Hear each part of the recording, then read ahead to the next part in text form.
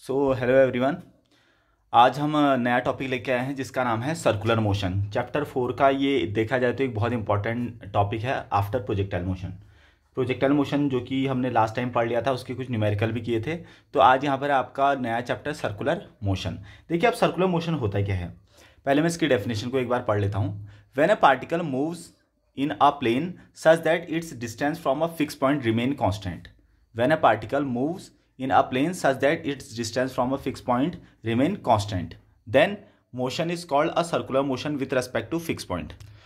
तो बच्चों, जैसे देखिए डेफिनेशन के हिसाब से, when a particle moves in a plane such that its distance from a fix point, क्या कहना चाह रहा है कि जैसे आपका ये एक प्लेन है, ये एक प्लेन ऑफ पेपर है ना। इस प्लेन ऑफ पेपर में एक पॉइंट ट्रेवल करता है, एक पॉइंट मूव करता है और इस हिसाब से मूव करता है। मान लो ये पार्टिकल यहाँ पर था, इस हिसाब से मूव करता है कि एक फिक्स पॉइंट से, मान लो ये एक फिक्स पॉइंट है, इसको नाम दे दिया मैंने O, और जो पार्टिकल मूव कर रहा है उसको नाम दे दिया मैंने P। अब क्या कर रहा है, व्हेन अ पार्टिकल मूव्स, ये जो पार्टिकल है ये मूव कर रहा है एक प्लेन पर, और इस तरह से मूव कर रहा है कि उसकी जो फिक्स पॉइंट है ये हमेशा फिक्स पॉइंट है। इस फिक्स पॉइंट से जो डिस्टेंस है वो हमेशा एक जैसी रहे, कांस्टेंट रहे। जैसे एग्जांपल के लिए 5 सेंटीमीटर है, तो पार्टिकल मूव करके यहाँ गया तो अगेन इसकी डिस्टेंस 5 सेंटीमीटर। ये 5 पार्टिकल मूव करके यहाँ गया तो इसकी डिस्टेंस 5 ही सेंटीमीटर रहनी है। फिर ये मूव करके यहाँ गया तो 5 सेंटीमीटर रहनी है। तो कहने का मतलब है कि जब मैं सारे पॉइंट को इस तरह से ज्वाइन कर दूंगा, जो 5 सेंटीमीटर फिक्स पॉइंट से एक मतलब फिक्स पॉइंट से बराबर डिस्टेंस पे है, तो ये जो पाथ होता है इसको बोलते हैं सर्कुलर मोशन। ये सर्कुलर मोशन तो कहला रहा है। सेम डेफिनेशन बिल्कुल सर्कल की भी होती है, सेम डेफिनेशन, यही डेफिनेशन सर्कल की भी होती है, क्योंकि circle is also a circular motion. Okay, तो सर्कुलर मोशन क्या चीज है, जब कोई पार्टिकल किसी प्लेन पर चलता है और प्लेन पे चलते टाइम उसके एक फिक्स पॉइंट से डिस्टेंस हमेशा बराबर रहती है। जैसे देखो ये देखो सब बराबर है, तभी तो रेडियस भी कहते हैं उसको। तो इसको क्या बोलते हैं, तुम्हारा ये जो इसका पाथ होता है इसको बोलते हैं सर्कुलर मोशन। इसके इस पाथ को बोलते हैं सर्कुलर मोशन। इसके इस पार्टिकल के इस मोशन को बोलते हैं circular motion about the fix point. तो शायद आपको इतना चीज समझ में आ चुका होगा। तो जो ये फिक्स पॉइंट है हमारा, इसको बोलते हैं इसका सेंटर, यानी कि जो ये फिक्स पॉइंट है उसको क्या बोलेंगे, सेंटर। ठीक है, और उसके अलावा जो डिस्टेंस है सेंटर से लेकर यहाँ तक P पॉइंट तक, उसको बोलेंगे रेडियस, यानी कि OP की डिस्टेंस को बोलेंगे रेडियस। देखा जाए तो पूरी की पूरी तुम्हारी सर्कल की डेफिनेशन होती है। सर्कल में भी एक्जैक्टली सेम चीज़ ही पढ़ते हैं, लेकिन अभी हमने सर्कुलर मोशन पढ़ना है, फिजिक्स में कुछ अलग चीज़ें पढ़नी है। तो इसलिए अब देखिए, सर्कुलर मोशन के लिए सेंटर की ओर एक फोर्स लगना जरूरी होता है, जिसे सेंट्रीपिटल फोर्स कहते हैं। देखिए, मैं क्या चीज़ कहना चाह रहा हूँ, क्योंकि अब हम यहाँ पर सर्कल नहीं पढ़ रहे हैं, सर्कल से एक्स्ट्रा चीज़ें पढ़ रहे हैं। देखिए, सर्कुलर मोशन कब होता है, जब सेंटर की तरफ को एक फोर्स लगता है, जिसको सेंट्रीपिटल फोर्स कहते हैं। सेंट्रीपिटल फोर्स को हम बहुत डिटेल में डिस्कस करेंगे। फिलहाल यहाँ पर देखो सर्कुलर मोशन किसे कहते हैं, जरा देखिए, फिर से सुनिए, सर्कुलर मोशन किसे कहते हैं। अभी हम इसको वैसे डिटेल में और भी देखेंगे। फिलहाल मैं यहाँ पर सेंट्रीपिटल फोर्स और ये सारी चीज़ें एक बार समझा देता हूँ। देखिए, वैसे हमारे पास, जब मैंने आपको स्टार्टिंग में फंडामेंटल फोर्सेस पढ़ाए थे, देखिए वो डिलीटेड चैप्टर है, लेकिन मैंने कहा था वो काम आएगा, है ना। फंडामेंटल फोर्सेस, तो मैंने फंडामेंटल फोर्सेस आपको 4 फंडामेंटल फोर्सेस बताए थे। फर्स्ट बताया था ग्रेविटेशनल फोर्स, ग्रेविटेशनल फोर्स।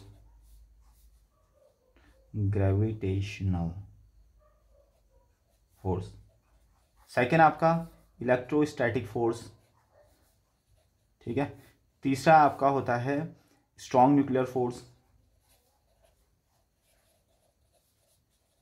और चौथा आपका होता है वीक न्यूक्लियर फोर्स, है ना। ये मैंने कहा था कि हमारे नेचर में इन 4 फोर्सेस के अलावा और कोई फोर्स होते ही नहीं है। इन 4 फोर्सेस के अलावा और कोई फोर्स होते ही नहीं है। जो भी हमारे पास नए फोर्स निकल के आएंगे, इन चारों में से ही कोई ना कोई फोर्स होगा, है ना। ये मैंने उस टाइम पे कहा था, फंडामेंटल फोर्स के टाइम पे।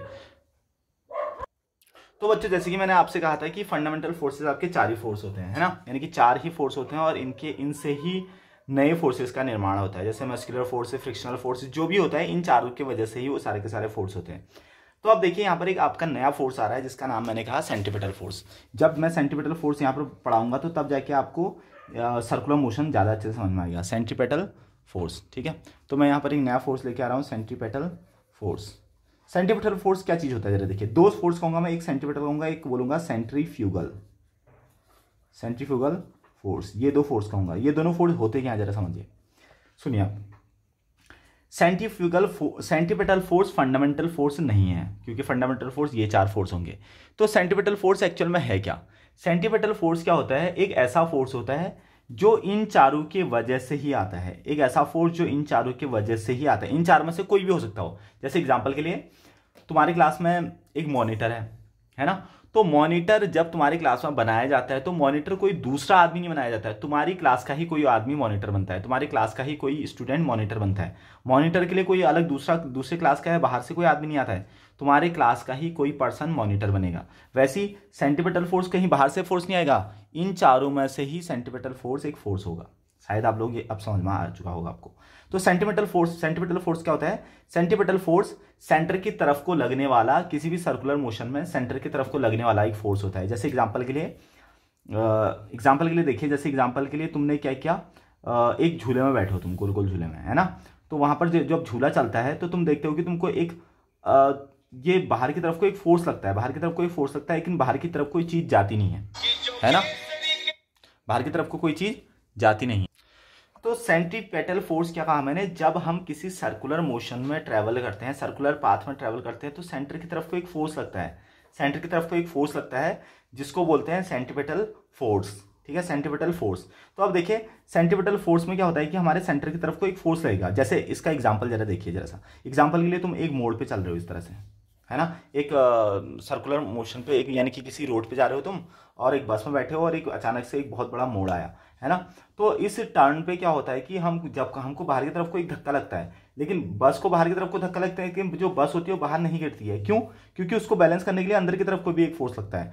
जो अंदर की तरफ को फोर्स लगता है उसको बोलते हैं सेंट्रीपेटल फोर्स, उसको बोलते हैं सेंट्रीपेटल फोर्स। या फिर देखिए जरा सा, मान लो ये हमारा सन है और ये हमारी अर्थ है, ठीक है।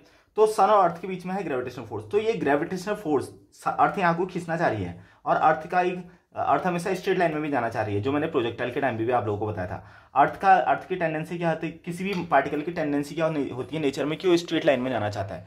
तो अर्थ जाना चाहती है ऐसा, लेकिन अर्थ को सन खींच के रखता है यहाँ को, तो उनका रिजल्टेंट फोर्स ऐसा आ जाता है। फिर से अर्थ ऐसा करके जाना चाहती है, लेकिन सन उसको यहाँ को खींचता है, सन उसको यहाँ को खींचता है, तो उसका रिजल्टेंट फोर्स ऐसा आ जाता है। फिर से अर्थ आगे को जाना चाहती है और सन उसको ऐसे खींचता है, तो उसका रिजल्टेंट फोर्स ऐसा आ जाता है, और कुल मिला के ये एक सर्कुलर पाथ बन जाता है। तो मैं क्या कहना चाह रहा हूं, जो ये सन ने अर्थ को खींचा है, जो यहाँ पर ये फोर्स लग रहा है अंदर की तरफ को, इसी फोर्स को बोलते हैं सेंट्रीपेटल फोर्स, इसी फोर्स को बोलते हैं सेंट्रीपेटल फोर्स। शायद आप लोगों को समझ में आ रहा होगा। तो सेंट्रीपेटल फोर्स अंदर की तरफ को लगने वाले किसी भी सर्कल में, सर्कुलर मोशन में अंदर की तरफ को, उसके सेंटर की तरफ को लगने वाले फोर्स को बोलते हैं सेंट्रीपेटल फोर्स। तो सेंट्रीपेटल फोर्स अभी देखिए, जब सन इसको खींच रहा है, सन अर्थ को खींच रहा है, अर्थ सन को खींच रही है, यानी कि अंदर की तरफ को खींच रही है, तो यहां पर ये खींच कौन रहा है? ग्रेविटेशनल फोर्स, ग्रेविटेशनल फोर्स इसको खींच रहा है ना। तो कहने का मतलब है इसको हम सेंट्रीपेटल फोर्स भी कह रहे हैं, ग्रेविटेशनल फोर्स भी कह रहे हैं। तो दोनों में से कहेंगे क्या?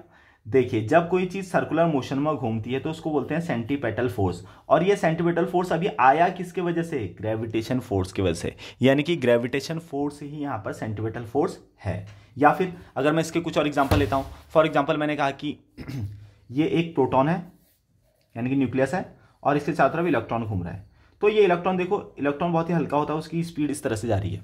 प्रोटॉन प्लस है, इलेक्ट्रॉन नेगेटिव है, तो दोनों के बीच में अट्रैक्शन होगा, ये यहाँ को इसको खींचेगा, तो दोनों का रिजल्टेंट फोर्स ये हो जाएगा। इलेक्ट्रॉन फिर से ऐसे जाना चाह रहा है स्ट्रेट लाइन में, प्रोटॉन उसको ऐसे करके खींच रहा, तो दोनों का रिजल्टेंट ये हो गया।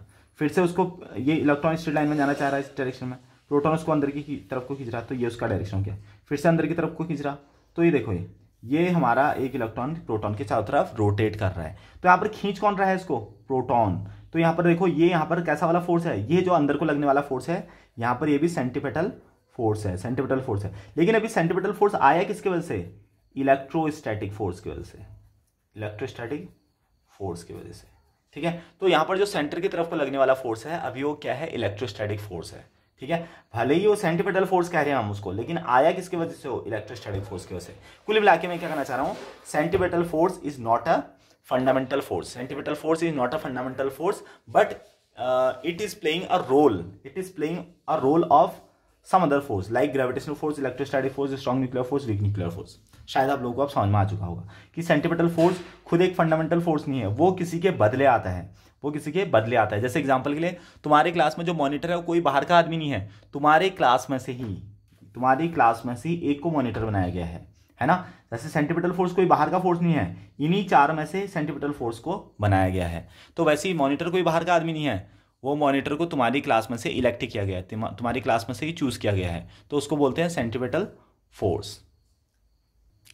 तो बच्चों जैसे कि अभी तक हमने सेंट्रीपेटल फोर्स को समझ लिया है, एक ऐसा फोर्स जो सेंटर की तरफ को लगता है, सर्कुलर मोशन में एक ऐसा फोर्स जो सेंटर की तरफ को लगता है उसको बोलते हैं सेंट्रीपेटल फोर्स। अब हम देखते हैं यहाँ पर सेंट्रीफ्यूगल फोर्स। सेंट्रीफ्यूगल फोर्स क्या चीज़ होता है? सेंट्रीफ्यूगल फोर्स को बोलते हैं स्यूडो फोर्स। सेंट्रीफ्यूगल फोर्स को बोलते हैं स्यूडो। स्यूडो को अगर मैं हिंदी में बोलूँ तो स्यूडो को बोलते हैं छद्म। छद्म अगर आपको समझ में नहीं आ रहा तो मतलब कि शूडो एक ऐसी चीज है जो दिखती नहीं है, मतलब समथिंग इनविजिबल टाइप की कोई जो चीज होती है उसको बोलते हैं शूडो फोर्स। तो सेंट्रीफ्यूगल फोर्स इसको शूडो क्यों कहा जाता है? मतलब कि ये रियल फोर्स नहीं है। सेंट्रीफ्यूगल फोर्स रियल फोर्स नहीं है, ये खाली हमारा इमेजिनेशन है सेंट्रीफ्यूगल फोर्स। अब ऐसा क्यों है, क्या है, इसको समझते हैं। जैसे समझ में देखिए, यहाँ पर मान लो कोई चीज इस तरह से सर्कुलर मोशन कर रही है ना, सर्कुलर मोशन कर रही है। तो बच्चों सेंट्रीफ्यूगल फोर्स क्या कहा मैंने कि अगर हमारे सेंटर की तरफ को कोई फोर्स लगता है, अंदर की तरफ को फोर्स लगता है, तो हम देखते हैं कि जैसे सन और अर्थ है यहाँ पर देखो, ये हमारे पास अर्थ है और ये हमारे पास सन है ना। तो सन कंटिन्यूसली अर्थ को खींच रहा है और ग्रेविटेशनल फोर्स अट्रैक्शन वाला फोर्स होता है, तो ये अर्थ को सन पे गिर जाना चाहिए था, अर्थ को सन पे गिर जाना चाहिए था अट्रैक्शन की वजह से, लेकिन ये गिरता नहीं है। क्यों नहीं गिरता है? क्योंकि उसको बैलेंस करने वाला पीछे की डायरेक्शन में एक फोर्स लगता है, और जो इसके उल्टी डायरेक्शन में जो फोर्स लगता है उसको बोलते हैं सेंट्रीफ्यूगल फोर्स। या फिर आपने कभी ऐसा एक्सपेरिमेंट किया होगा कि आपने एक बाल्टी ली पानी की और उसको बहुत तेजी से घुमाते हो, कई बार बचपन में हम ये एक्सपेरिमेंट करते रहते हैं, तो उसको बहुत तेजी से घुमाते हो तो जो बाल्टी का पानी हमारे सर के ऊपर होता है, जैसे एग्जाम्पल के लिए ये कोई पर्सन है और इसने एक बाल्टी पकड़ी है और ऊपर को बाल्टी को इस तरह से पकड़ा है, इसमें पानी यहाँ है, ऊपर ऊपर पूरा पानी भरा होता है ना। तो जब ये बाल्टी हमारे सर के ऊपर होती है तो ये पानी नीचे नहीं गिरता है, ये पानी नीचे नहीं गिरता है, हम इससे पानी से नहीं नहाते क्योंकि असल में ये पानी की बाल्टी को ऐसा करके घुमा रहा है। तो जब ये पानी की बाल्टी हमारे सर के ऊपर होती है तो तब भी पानी नीचे नहीं गिरता है, क्योंकि पानी पे एक ऊपर की डायरेक्शन में एक फोर्स लगता है, यानी कि अपोजिट फोर्स लगता है। उसी अपोजिट फोर्स को बोलते हैं centrifugal force. Again centrifugal force is a pseudo force, है ना, एक स्यूडो फोर्स है, it is not a real force, it is not real force. ठीक, मैं आपको थोड़ा बहुत सर्कुलर मोशन में ये चीज़ें पढ़नी पड़ेंगी इसलिए ये बता रहा हूँ, बट एक्चुअली हमने सेंट्रीपेटल फोर्स और सेंट्रीफ्यूगल फोर्स, मतलब सेंट्रीपेटल फोर्स का डेरिवेशन करना है हमने, और इससे हमने अल्टीमेटली एक रिजल्ट निकालना है जो बहुत ज़्यादा काम का है, आगे भी बहुत जगह काम आएगा। तो फिलहाल सेंट्रीफ्यूगल फोर्स मैंने क्या कहा, it is not a real force, it is a pseudo force. Pseudo का मतलब होता है छद्म, शूडो का मतलब होता है कि जो दिखता नहीं है, प्रैक्टिकली पॉसिबल नहीं है, ऐसा वाला फोर्स। अब ऐसा क्यों कहते हैं जरा इसको समझिए। एग्जाम्पल के लिए ये एक स्टोन है, ठीक है, स्टोन, और इस स्टोन को तुमने जो है एक रस्सी बांधी है और यहाँ पर पकड़ा है स्टोन को, और स्टोन को तुम इस तरह से रोटेट कर रहे हो, स्टोन को इस तरह से तुम घुमा रहे हो, ठीक है। अब स्टोन पर अंदर की डायरेक्शन को तुम्हारा एक फोर्स लग रहा है, मान लो यहाँ पर टेंशन कह देते हैं उसको, टेंशन या फिर मस्कुलर फोर्स कह देते हैं ना, एक टेंशन फोर्स लग रहा है, अंदर की तरफ कोई फोर्स है, टेंशन भी कहते हैं उसको। और अगर अंदर की तरफ को फोर्स लग रहा है तो एग्जैक्टली बाहर की तरफ कोई फोर्स लग रहा है, अंदर की तरफ वाले को हम बोलेंगे सेंट्रीपेटल फोर्स और बाहर वाले को बोलेंगे हम सेंट्रीफ्यूगल फोर्स, है ना, सेंट्रीफ्यूगल फोर्स। अब देखिए, अब मैंने कहा कि ये दोनों एग्जैक्टली बराबर होते हैं, एग्जैक्टली बराबर होते हैं, मतलब कि इसकी जितनी वैल्यू होती है तो इसका जितना मैग्नीट्यूड होता है उतना ही इसका भी मैग्नीट्यूड होता है, यानी कि जितना फोर्स लगाएगा उतना ही फोर्स बाहर को भी लगाएगा, तभी जाके स्टोन बैलेंस है ठीक बीच में, ठीक, ना तो यहाँ को जा रहा ना तो यहाँ को जा रहा। अब इसको शूडो फोर्स क्यों कहा जरा समझिए। फॉर एग्जाम्पल अगर मैं इसको ये थ्रेड है इसको यहाँ पर से कट कर देता हूँ, ये तागे को यहाँ पर से कट कर देता हूँ, तो पत्थर को जो है जैसे ये फोर्स अचानक से टूटा, पत्थर ये थ्रेड टूटा, तो इस स्टोन के बाद एक ही फोर्स है, कौन सा फोर्स बचा, सेंट्रीफ्यूगल फोर्स। तो सेंट्रीफ्यूगल फोर्स की वजह से इसको बिल्कुल स्टोन को बाहर की डायरेक्शन में चले जाना चाहिए, लेकिन हमने देखा कि ये पत्थर बाहर की डायरेक्शन को नहीं जाता है, ये पत्थर कहाँ को चले जाता है, सीधे स्ट्रेट लाइन में। इसका मतलब जो हमको लग रहा था कि पीछे की डायरेक्शन को एक फोर्स है, वो है ही नहीं, वो फोर्स है ही नहीं, वो खाली हमारे इमेजिनेशन में है और इसको बैलेंस करने के लिए बनाया गया है, बस हो गया, इसीलिए इसको बोलते हैं शूडो फोर्स। आई होप आपको ये चीज़ समझ में आई होगी, है ना। जैसे यानी कि स्टोन को मैंने एक थ्रेड से बांधा और इसको गोल गोल घुमा रहा हूँ, और ये अंदर की तरफ को सेंट्रीपेटल फोर्स, एग्जैक्टली बाहर को उतना ही सेंट्रीफ्यूगल फोर्स, यानी कि जितना इसका मैग्नीट्यूड उतना ही इसका मैग्नीट्यूड। तो जैसे थ्रेड यहाँ पर से टूटा तो इसको जाना चाहिए था पीछे को, क्यों, क्योंकि वहाँ पर एक ही फोर्स बचा पीछे वाला, लेकिन हमने देखा पत्थर वहाँ को जाता ही नहीं है, पत्थर तो सीधे इस डायरेक्शन में चले जाता है ना। तो इसका वाला जो ये फोर्स पीछे को हमको दिख रहा था ना, ये फोर्स है ही नहीं। तो जब ये फोर्स है ही नहीं तो इसलिए इसको बोलते हैं कि it is not a real force, ये रियल फोर्स है ही नहीं, ये शूडो फोर्स है ना। तो शायद आपको ये चीज़ समझ में आ चुकी होगी बच्चों। इसका एक और एग्जांपल चलो मैं देता हूँ। मान लो एग्जांपल के लिए हमारे पास एक टिफिन बॉक्स है, ठीक है, टिफिन बॉक्स, एक स्टूडेंट इसको यहाँ को खींच रहा है और एक स्टूडेंट इसको यहाँ को खींच रहा है, ठीक है। मान लो स्टूडेंट ए है और ये स्टूडेंट बी है। तो ये टिफिन बॉक्स ए मान लो इस पर फोर्स लगा रहा 50 न्यूटन का, और बी इस पे फोर्स लगा रहा वो भी 50 न्यूटन का, ठीक है, दोनों एग्जैक्टली बराबर फोर्स लगा रहे हैं। तो ये टिफिन बॉक्स ठीक बीच में ही रहेगा, ऐसा लगेगा ये टिफिन बॉक्स रुका हुआ है ना। अब अचानक से मान लेते हैं कि ए ने इस टिफिन बॉक्स को अचानक से छोड़ दिया, अचानक से इसमें अपना हाथ जो है जो फोर्स लगा रहा था उसको छोड़ दिया, तो ये फोर्स क्या हो गया, जीरो, ए का फोर्स क्या हो गया, जीरो। तो इसको अब एक ही डायरेक्शन में फोर्स लग रहा है, इस डायरेक्शन में, तो टिफिन बॉक्स बी वाले की तरफ को गिर जाएगा और बी वाला पीछे की डायरेक्शन को चले जाएगा, सेम पीछे की डायरेक्शन में। ऐसा नेचुरली देखा जाएगा, है ना, ऐसा ही होगा, है ना, जो आप समझ पा रहे हो। टिफिन बॉक्स से जो बी है उसकी डायरेक्शन में चले जाएगा, क्योंकि फोर्स इस डायरेक्शन में बचा है। पहले क्यों नहीं जा पा रहा था, क्योंकि ये भी 50 ये भी 50 और वो बैलेंस हो गया। तो सेम मैंने भी ये सेंटीमीटर फोर्स में कहा कि जब अंदर वाला फोर्स और बाहर वाला फोर्स बराबर है तो स्टोन रुका हुआ जैसा लग रहा है किसी स्टैंड पे, है ना, यानी कि ये मूव नहीं कर रहा, ना तो अंदर की तरफ को ना तो बाहर की तरफ को। तो जैसे मैंने कहा कि अगर थ्रेड टूट गया, हमारा थ्रेड टूट गया, तो इसके बाद एक ही फोर्स बचा, ये बच्चे की तरह, तो बाहर की डायरेक्शन को। लेकिन पत्थर को जाना चाहिए बाहर को, लेकिन हमने देखा कि पत्थर बाहर की डायरेक्शन को जाता ही नहीं है ना, पत्थर बाहर की डायरेक्शन को नहीं जाता है। इसका मतलब इस पर ये जो सेंट्रीफ्यूगल फोर्स है, ये सेंट्रीफ्यूगल फोर्स हमारी खाली इमेजिनेशन है, ठीक है, ये हमारी इमेजिनेशन, ये है ही नहीं, रियल में एग्जिस्ट नहीं करता है। बस ये सेंटीमीटर फोर्स को बैलेंस करने के लिए यहाँ पर हम इसको लिखते हैं, बट एक्चुअली में ये रियल फोर्स है ही नहीं। जब रियल फोर्स नहीं है तो ये फंडामेंटल फोर्स भी नहीं होगा, है ना। तो फिर से सुनिए, सेंटीपेटल फोर्स एक रियल फोर्स है, एक रियल फोर्स है, बट ये फंडामेंटल फोर्स नहीं है, ये किसी फंडामेंटल फोर्स के बदले आएगा। सेंट्रीफ्यूगल फोर्स ये रियल फोर्स ही नहीं है, नॉट अ रियल फोर्स, ये रियल फोर्स ही नहीं है। तो रियल फोर्स नहीं है तो कौन सा फंडामेंटल फोर्स होगा, कुछ होगा ही नहीं। बस सेंट्रीफ्यूगल फोर्स को बैलेंस करने के लिए बनाया जाता है सेंटीपिटल फोर्स को। शायद आप लोग इतना समझ चुके होंगे। So student, the next topic is angular displacement. अब हम देखते हैं एंगुलर डिस्प्लेसमेंट क्या चीज़ होता है। जैसे कि अभी तक हमने देखा है कि centripetal force, circular motion, centrifugal force, ये सारी चीज़ें हमने पढ़ ली हैं। इसका मतलब हम अब यहाँ पर पढ़ रहे हैं कुल मिला के सर्कुलर मोशन, हम यहाँ पर पढ़ रहे हैं कुल मिला के सर्कुलर मोशन। तो सर्कुलर मोशन के अंदर बहुत सारी अब चीज़ें नहीं होंगी। जैसे कि हमने पढ़ा है, एक चीज़ हमने अभी तक पढ़ी है, डिस्प्लेसमेंट हमने पढ़ा है ना, डिस्प्लेसमेंट, सिंपल डिस्प्लेसमेंट। तो सिंपल डिस्प्लेसमेंट आपका क्या होता है, shortest path between initial to final position. जैसे ए और बी है, ए से लेकर बी तक कोई पॉइंट इस तरह से चल रहा है, तो मैंने कहा कि ए से लेकर बी तक की जो सबसे छोटी डिस्टेंस होती है या जो शॉर्टेस्ट पाथ होता है, इसको बोलते हैं डिस्प्लेसमेंट, है ना, ये पढ़ा है। इसका मतलब डिस्प्लेसमेंट में कोई पार्टिकल बिल्कुल एक लीनियर मोशन, एक स्ट्रेट लाइन में चलता है, चाहे वो स्ट्रेट लाइन ऐसा हो ऐसा हो ऐसा हो कैसा भी हो, है ना, स्ट्रेट लाइन में चलता है, इसको बोलते हैं डिस्प्लेसमेंट। तो डिस्प्लेसमेंट हमेशा क्या होता है, जब स्ट्रेट लाइन में कोई चीज़ चलती है तो उसको बोलते हैं डिस्प्लेसमेंट। स्ट्रेट लाइन में अगर वो अपना पाथ चेंज कर रही है टाइम के साथ साथ, तो उसको बोलते हैं डिस्प्लेसमेंट। तो अब हम यहाँ पर सर्कुलर मोशन में पढ़ना चाह रहे हैं, और सर्कुलर मोशन में हम यहाँ पर डिस्प्लेसमेंट तो पढ़ेंगे, लेकिन सर्कुलर मोशन में डिस्प्लेसमेंट क्या कहलाता है, एंगुलर डिस्प्लेसमेंट। अब एंगुलर क्यों कहलाया जाएगा, देखो सर्कुलर मोशन में कोई भी पार्टिकल आगे को ट्रेवल नहीं करता, बस एक पॉइंट के अलोंग चारों तरफ गोल गोल गोल गोल घूमते रहता है। जैसे एग्जांपल के लिए यह है पार्टिकल, यहाँ पर कोई पार्टिकल है पी, या यहाँ पर कोई पार्टिकल है पी, यहाँ पर एक फिक्स पॉइंट है, इस फिक्स पॉइंट के साथ इसकी कुछ डिस्टेंस है जिसको बोलेंगे हम रेडियस, है ना, ये आर रेडियस पे है पी पॉइंट।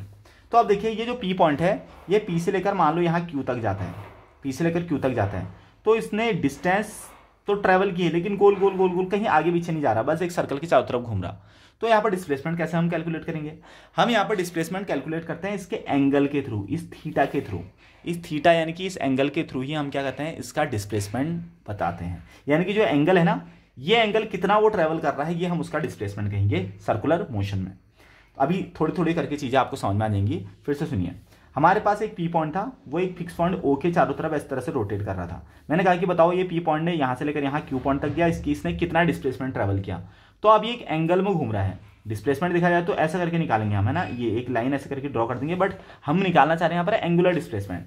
तो एंगुलर डिस्प्लेसमेंट कैसे निकालेंगे, इस पी से लेकर क्यू तक जाने में इसने जितने का एंगल यहाँ पर बनाया है, उस एंगल को हम यहाँ पर बोलते हैं एंगुलर डिस्प्लेसमेंट। तो अब यहाँ पर देखिए डेफिनेशन में क्या लिखूंगा, एंगल ट्रेस्ड बाय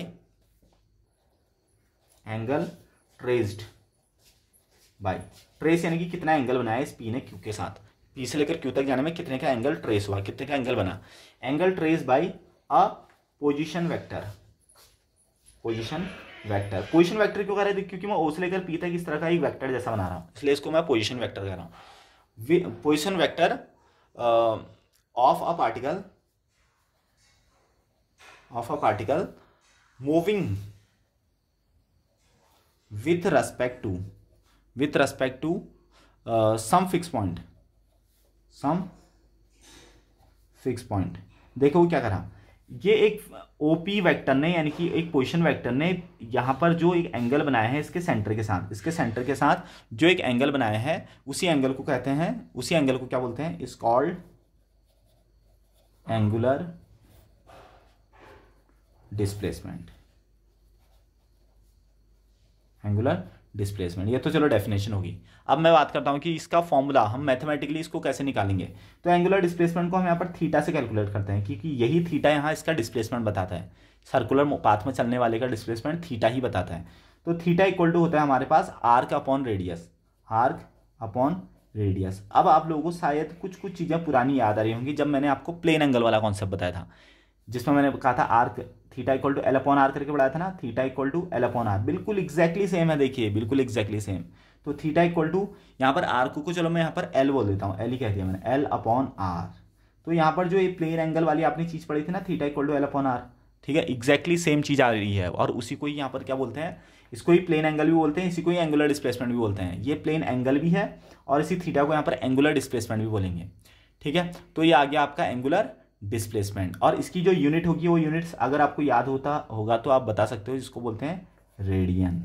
इसकी यूनिट क्या होती है, रेडियन। तो कहने का मतलब है कि एंगुलर डिस्प्लेसमेंट को रेडियन के टर्म्स में यहाँ पर कैलकुलेट करते हैं। जैसे इसने एग्जांपल के लिए इसने 60 डिग्री ट्रैवल कर दिया, तो इसका एंगुलर डिस्प्लेसमेंट है 60, है ना। तो शायद आप लोग अब इसको समझ, ये आपको समझ में आ चुका होगा।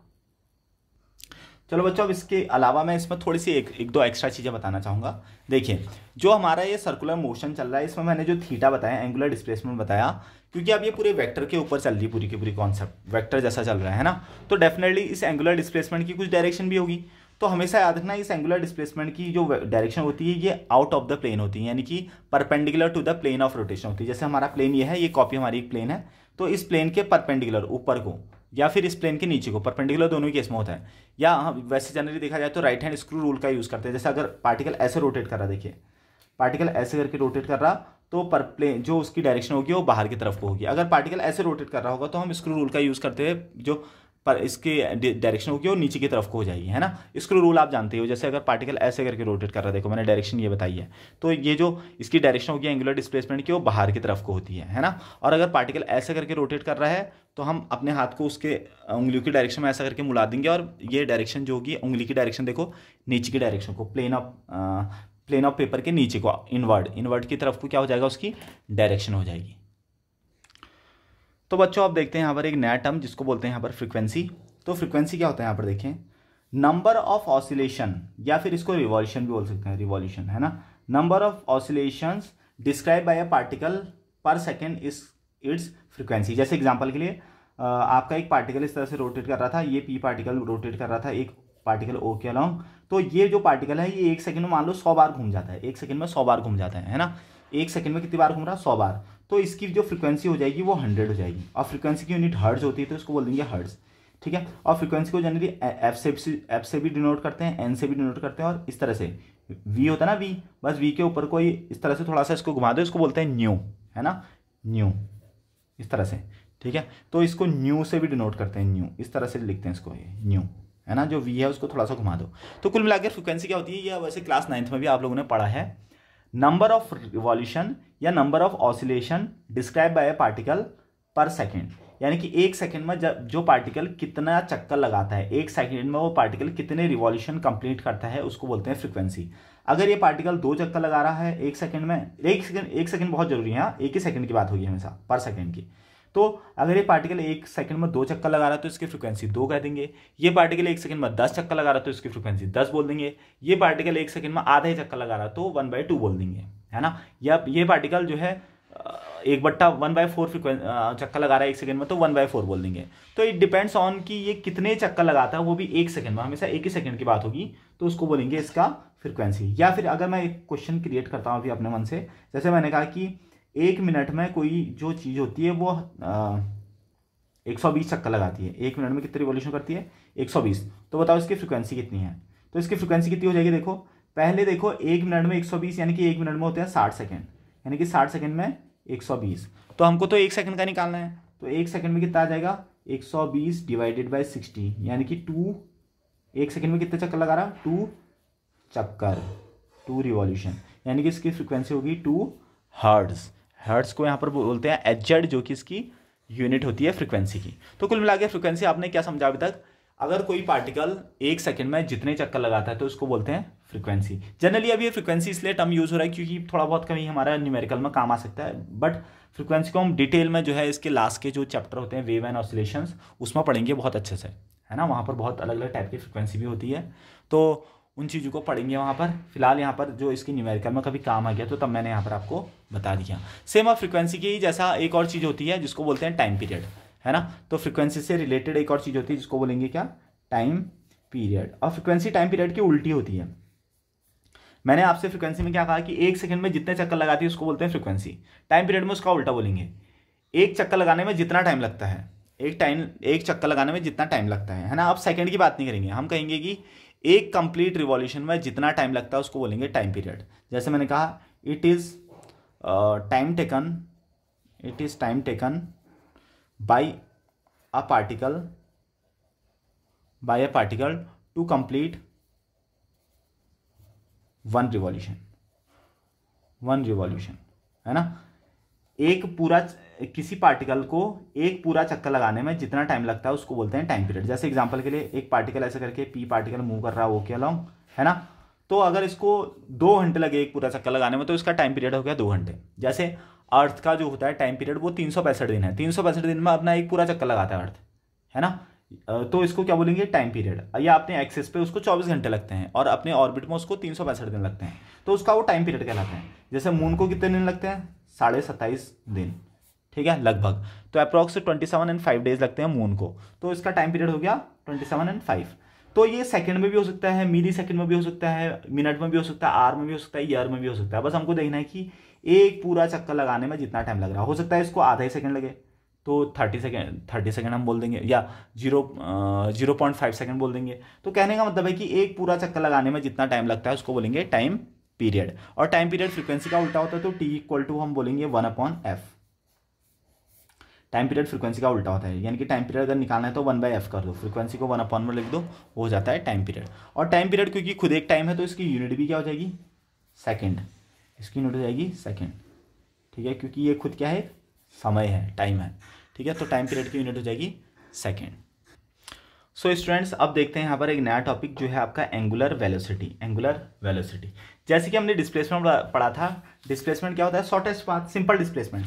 तो एंगुलर में मैंने क्या कहा दिया था कि angle made by the particle in circular motion, जितना एंगल मेड बनाता है, यानी कि यहाँ पर हम डिस्प्लेसमेंट को थीटा में लिख रहे हैं, एंगुलर डिस्प्लेसमेंट को लिख रहे हैं थीटा में, है ना, थीटा में लिख रहे हैं। अब चलो एक चीज बताओ मुझे, जो हम सिंपल वेलोसिटी पढ़ते हैं, सिंपल वेलोसिटी क्या चीज होती है, सिंपल वेलोसिटी होता है डिस्प्लेसमेंट ओवर टाइम, तो अब मैं अगर एंगुलर वेलोसिटी कहूंगा तो वो क्या चीज होगा, angular displacement over time. Time angular नहीं होता, टाइम हमेशा टाइम ही होता है। तो जैसे वेलोसिटी क्या होता है, displacement over time, rate of change of displacement, ऐसा बोलते हैं ना। और वेलोसिटी क्या होती है, rate of change of displacement. तो एंगुलर वेलोसिटी कहूंगा तो एंगुलर डिस्प्लेसमेंट अपॉन टाइम, बस डिस्प्लेसमेंट के आगे एंगुलर लगा देना तो हमारा एंगुलर वेलोसिटी आ जाएगा। तो अब आपके लिए समझना ज़्यादा आसान हो गया। देखिए कैसे, मैं यहाँ पर आपको बताना चाह रहा हूँ एंगुलर वेलोसिटी। तो एंगुलर वेलोसिटी क्या होता है, it is defined as the rate of change of angular displacement by moving object.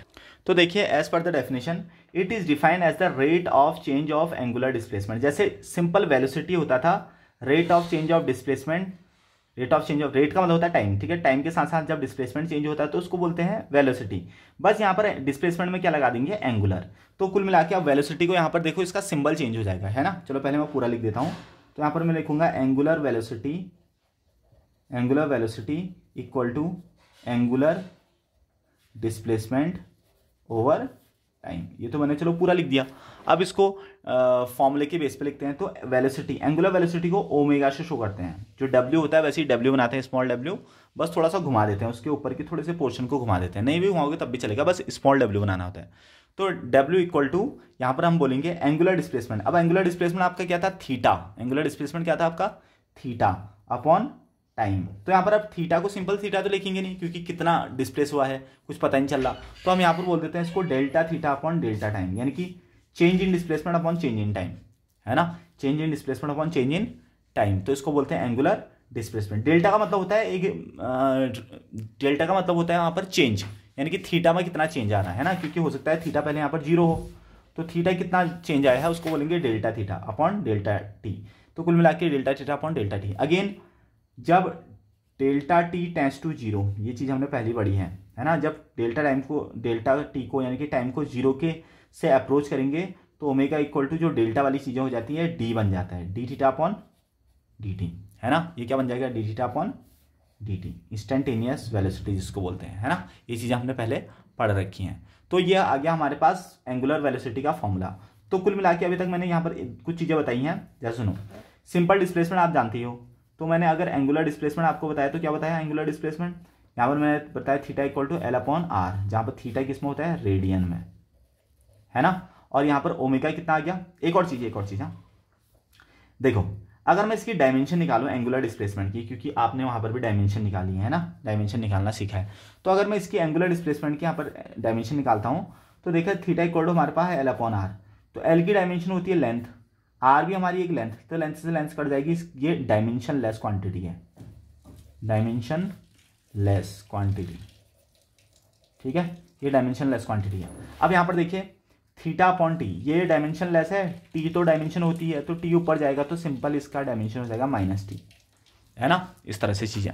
तो फिलहाल देखिए ओमेगा क्या चीज़ आ गया है, angular displacement over time, angular displacement over time, ये हमारे पास थीटा का ओमेगा का फॉर्मूला आ चुका है, जो कि ओमेगा होता है एंगुलर वेलोसिटी। सो स्टूडेंट कुछ चीज़ें और जान लेते हैं इसके बारे में, एंगुलर वेलोसिटी के बारे में। एंगुलर वेलोसिटी क्या था आपको, omega equal to D theta over D T, हमारे पास फॉर्मूला था ना। तो चलो इसके बारे में कुछ और चीज़ें जान लेते हैं। जैसे अगर मैं इसकी यूनिट की बात करता हूँ, इसकी यूनिट, तो यूनिट क्या होगी, देखो थीटा की यूनिट आपकी क्या थी, रेडियन, रेडियन है ना, थीटा की यूनिट थी रेडियन, और टाइम की यूनिट होती है सेकेंड, तो इसकी यूनिट होगी रेडियन पर सेकेंड, रेडियन पर सेकेंड क्या होगी इसकी यूनिट। एक एडिशनल इंफॉर्मेशन ये होगी, इसकी जो डायमेंशन है वो कितनी हो जाएगी, डायमेंशन हो जाएगी आपकी टी की पावर -1, है ना, m की पावर 0 l की पावर 0 लिख सकते हैं, लेकिन लिखना चाहते हो तो लिख सकते हैं, वो भी गलत नहीं है, ये भी गलत नहीं है, ठीक है, दोनों ही सही हैं। उसके अलावा अब मैंने वहाँ पर ये कैसी क्वांटिटी होती है, क्योंकि ये थीटा हमारा डिस्प्लेसमेंट और डिस्प्लेसमेंट वेक्टर है, तो वेलोसिटी भी क्या हो जाएगी, वेक्टर है, तो ये कैसी क्वांटिटी है, वेक्टर क्वांटिटी, ये हमारे पास वेक्टर क्वांटिटी होगी। यूनिट हमको पता चल गया, वेक्टर क्वांटिटी हमको पता चल गया। इसके अलावा एक दो चीज़ें और देखते हैं। हाँ, मैंने एंगुलर डिस्प्लेसमेंट के टाइम पे उसकी डायरेक्शन बताया था, जो कि होता है हमारा आउटवर्ड ऑफ द प्लेन, यानी कि प्लेन के परपेंडिकुलर, चाहे वो आउटवर्ड हो या इनवर्ड हो। तो सेम अब यहाँ पर मैं आपसे कहना चाह रहा हूँ कि एंगुलर जो वेलोसिटी होती है उसकी डायरेक्शन क्या होती है, वो भी क्या होती है, देखो its direction is perpendicular to the plane of rotation, जो प्लेन ऑफ रोटेशन होता है इसके परपेंडिकुलर, ऐसे ही एंगुलर वेलोसिटी की भी डायरेक्शन होती है, ठीक है, and along the axis according to the right hand screw rule. तो हमारे राइट हैंड स्क्रू रूल पे डिपेंड करेगा कि इसकी डायरेक्शन कैसे होगी। जैसे एग्जांपल के लिए यहाँ पर कोई पार्टिकल मूव कर रहा है और एंगुलर वेलोसिटी की डायरेक्शन निकालना चाह रहे हो, तो ये अगेन ऐसा हो जाएगा। अगर पार्टिकल ऐसा मूव कर रहा है तो हम ऐसे करके उंगली रख लेंगे और इनवर्ड हो जाएगा उसकी डायरेक्शन। सेम जैसा डिस्प्लेसमेंट का होता है, बिल्कुल एग्जैक्टली सेम उसी का एंगुलर वेलोसिटी का भी होता है।